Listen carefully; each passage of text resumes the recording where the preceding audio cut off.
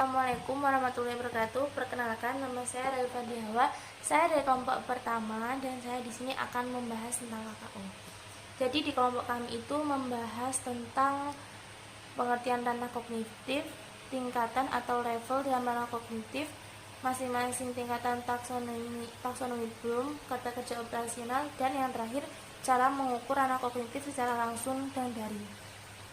Jadi yang materi 1, 2, 3 itu sudah dijelaskan oleh teman-teman kita ya.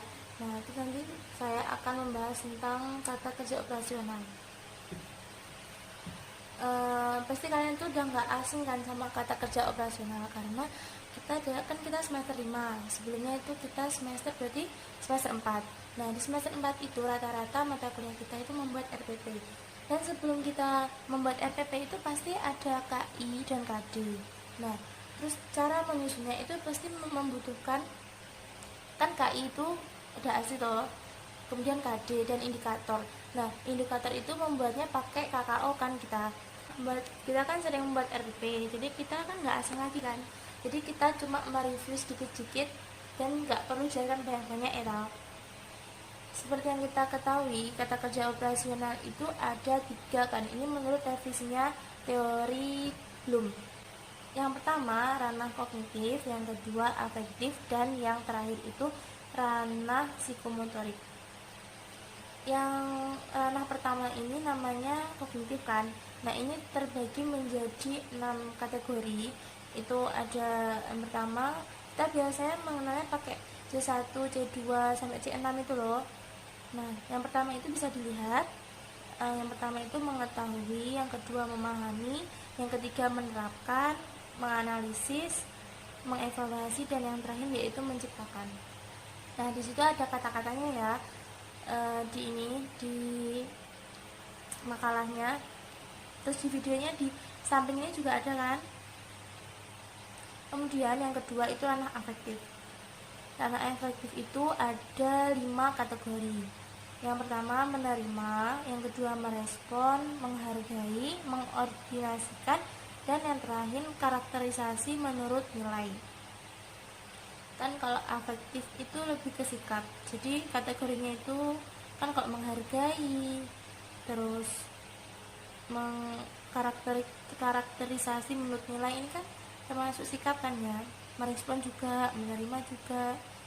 Nah, jadi kan sesuai gitu kan. Kenapa nggak masuk ke penilaian afektif gitu kan, karena kalau psikomotorik itu lebih ke cara kerja ya kan, kayak ke praktek-praktek gitu. Kalau kognitif itu lebih ke pengetahuan, jadi seberapa anak memahami atau mengetahui tentang materi tersebut gitu.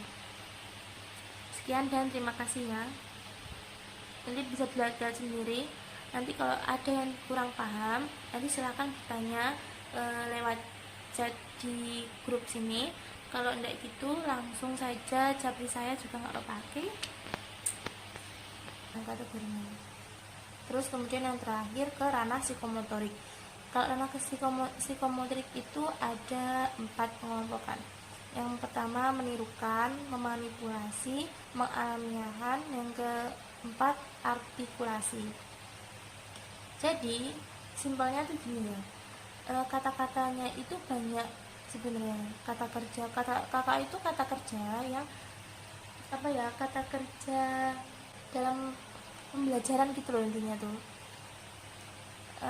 Kalau mengetam tadi kan ada 3, kognitif, afektif, sama psikomotorik. Nah, kalau kognitif itu tentang pengetahuan. Jadi kalau karakteristiknya, pengelompokannya, terus kata-katanya, kata kerjanya itu ya jadi tentang pengetahuan. Jadi kata kerja yang dia itu bisa menambah pengetahuan siswa gitu loh. Lebih gampangnya seperti itu, menambah seperti itulah pokoknya.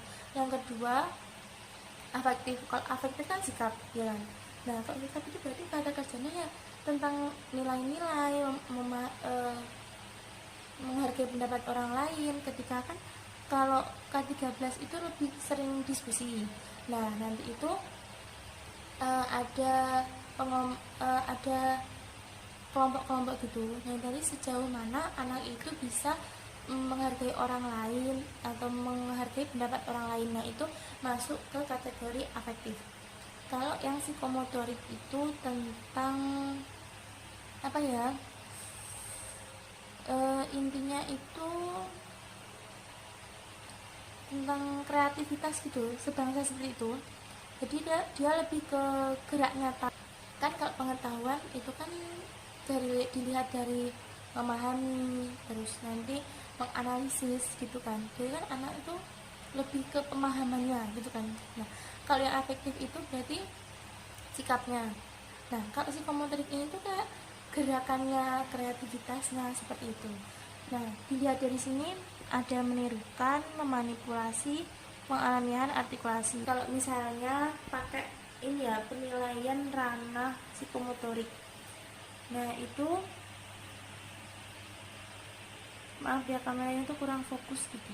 Nah misalnya guru itu memberikan gambar kelinci, nah terus kalau kelinci itu geraknya seperti apa ya, anak-anak mendeskripsikan kelinci itu seperti apa. Nah terus nanti anak mendeskripsikan sekreatifnya anak itu, nah itu masuk ke penilaian psikomotorik gitu. Kenapa